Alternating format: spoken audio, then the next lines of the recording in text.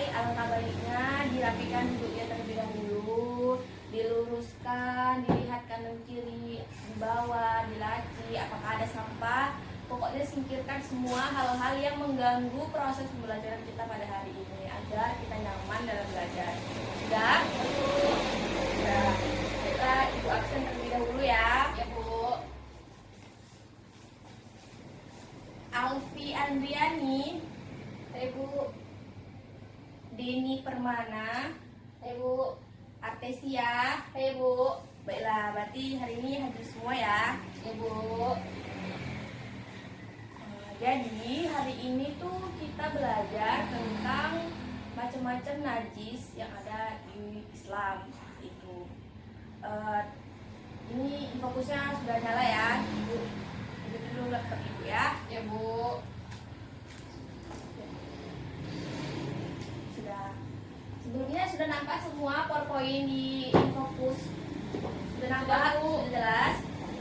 Baiklah, kita mulai pelajaran kita. Hari ini kita belajar tentang macam-macam najis dalam Islam.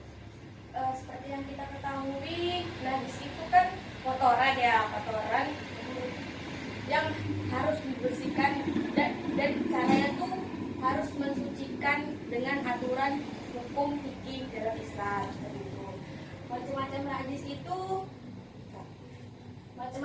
itu yang pertama itu ada najis ringan. Yang pertama itu najis ringan itu ya najis mukhafafah. Najis mukhafafah itu apa Bu? Najis ringan itu adalah contohnya itu air kencing bayi laki-laki yang belum makan dan minum dan hanya mengonsumsi ASI dari ibu dan tidak lewat dari umur 2 tahun seperti itu. Misalnya ada anak bayi gitu belum umur 2 tahun dan hanya mengonsumsi ASI lalu dia kencing di misalnya di bantal kita, di tempat duduk kita. Itu najis, itu namanya najis ringan. Lalu bagaimana cara kita mensucikannya, membersihkannya?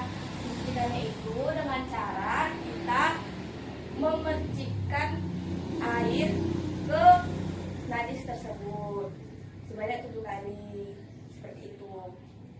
Sampai sini paham? Ada yang ditanyakan? Bu. Ya. Itu untuk bayi laki-laki aja kan Bu? Ya. Najis ringan ini hanya untuk bayi laki-laki saja. Tapi ingat syaratnya, belum makan dan minum, hanya mengkonsumsi ASI dan tidak lebih dari umur 2 tahun seperti itu.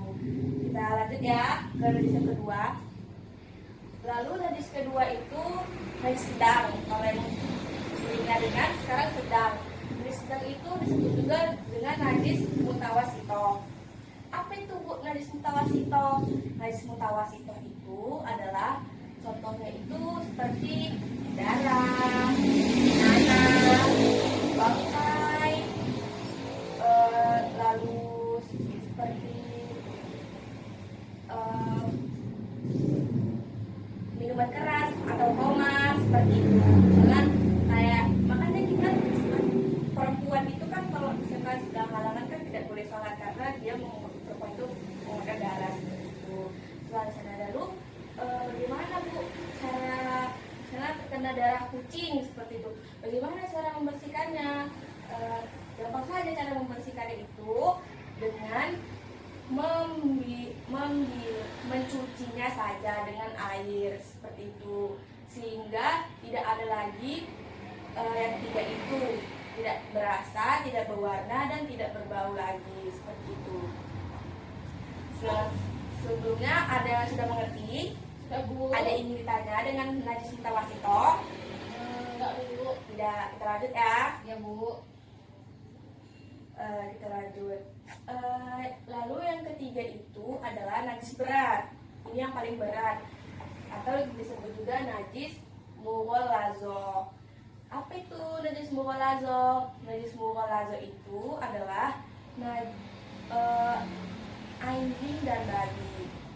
Mau itu kotorannya itu seperti itu. Lalu bagaimana kalau misalnya kita kena najis mughalazo itu, bagaimana cara mensucikannya? Cara mensucikannya itu dengan cara kita membilas dengan air sebanyak 7 kali, tapi salah satunya menggunakan debu atau tanah.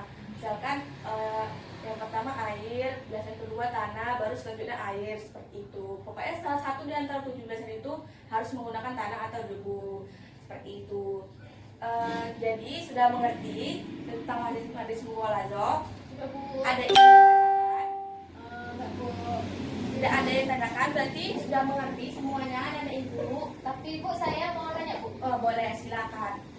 Jadi Bu, kemarin itu kan saya menginjak kotoran ayam. Ya.